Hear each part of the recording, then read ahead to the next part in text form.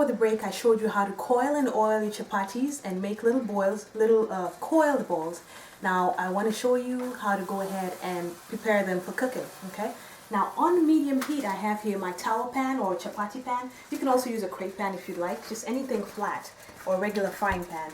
And I'm going to show you to test to see if it's ready. Here I have just a little bit of water. I'm going to put a drop of water on the pan, and if you see that, if it disappears immediately, you know it's ready to cook. Now over here I already have made some chapati, so I'm going to show you how to do this. The last one, I'm going to show you how to go ahead and roll this out, okay? So you had the little coiled ball. You just drop it on the plate on both sides. That way you it doesn't stick on your work surface. And then you're also going to lightly dust your rolling pin with some all-purpose flour. And then you roll it out, okay? See what I'm doing? I'm pushing out and rotating. Pushing out and rotating. You want it to about a 1/4 inch thickness and about 8 inches in diameter, okay? Now try and get it as round as you possibly can. And if you find it sticking to your surface, feel free to lightly dust your surface with flour and keep rolling, okay? Now some people like theirs a little bit thick. I like mine in between. Some like theirs really thin. I like mine in between. And if it folds in over itself, don't worry, just keep rolling. It'll be okay. Don't panic. Now, the first time I tried to make chapatis, I think I was around 12 years old. It did not turn out very good. It tasted good, but the shapes are I had all kinds of shapes. And if it comes as a comfort to you, there's people who make, I've seen square chapatis. I've even seen triangular ones, and they're cooked that way in different parts of Africa. I know in Somalia they call them sabayad, I believe, and there's a square. So you can either put this on your rolling pin to transfer it over to the pan, or you can use your hand. So we're just going to lay it on the pan. Don't panic if it folds, okay? I promise you I have round ones. Kind of try and stretch it if you see it's not as perfectly round as you like, and then let it sit there. What we're doing is we're browning the one side. So if you see this top starting to look transparent, check the bottom and see you want like little light brown marking. It looks like leopard skin. It's really pretty. And then you know it's time to flip over, okay?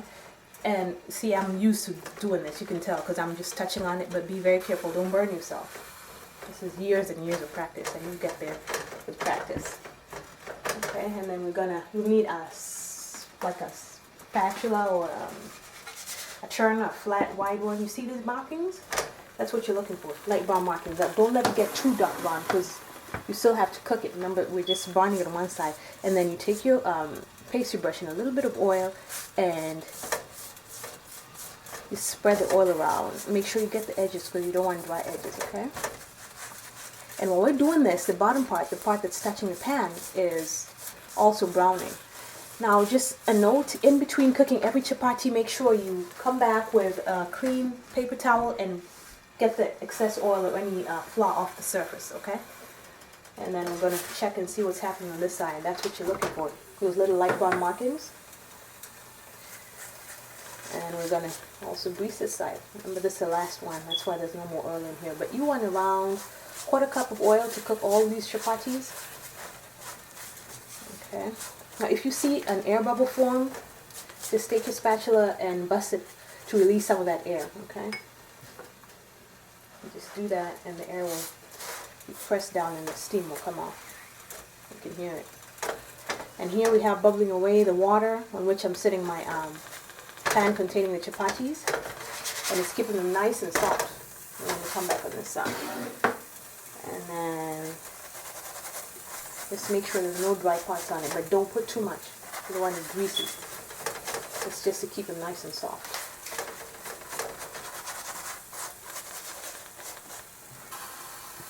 And then I'm going to show you the best part, the finished product. You're going to see what it's supposed to look like. It's nice and soft. Remember, the softer the dough, the nice and softer the chapatis, okay? And the more the coils on it, the more the layers will be on the chapati. Now don't let it overcook. You don't want it too dark brown, okay? Remember, medium heat, that's the temperature you're looking for your chapatis. And when I put them in the pan containing the other chapatis, the top one, the one I put last, I'm going to flip all of them over so the last one touches the bottom, and that's how they stay soft. And this is the same method used if you want to reheat them, say the next day or later on in the day if you want to eat them again. It's the same thing you use. Or you can nuke them in the microwave for 45 seconds for a chapati, not the whole batch. Okay? See? There you go. Nice and that. I know it looks kind of hard now, but the more it sits in here, the softer it gets. And I'm going to go ahead and flip them over. See, you kind of shuffle them like a deck of cards. Now be careful, it's hot. Flip them around. Okay? Alright, I'm going to quickly clean my hands. And then we're going to get a knife and we're going to cut into these. Actually, you don't even need a knife. I'll just stir it with my hands. Now here I had one that was finished. And a good chapati is supposed to be nice and pliable. Now do you see that? You're going to break it open. You see that? Those are the layers we're talking about. See that? Nice and light, but still with layers. And this goes really good with any kind of stew. Fish stew, I like it with coconut curry fish stew.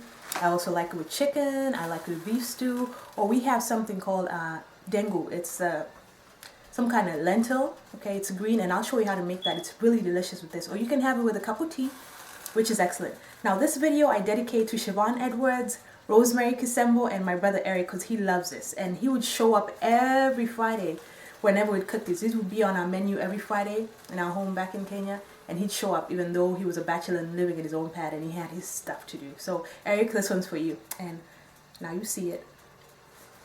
Now you don't. Delicious. Nice, very nice. So join me next week as I take you on another culinary safari. And remember to think out and eat outside the box, okay? And thank you for joining me. Bye-bye.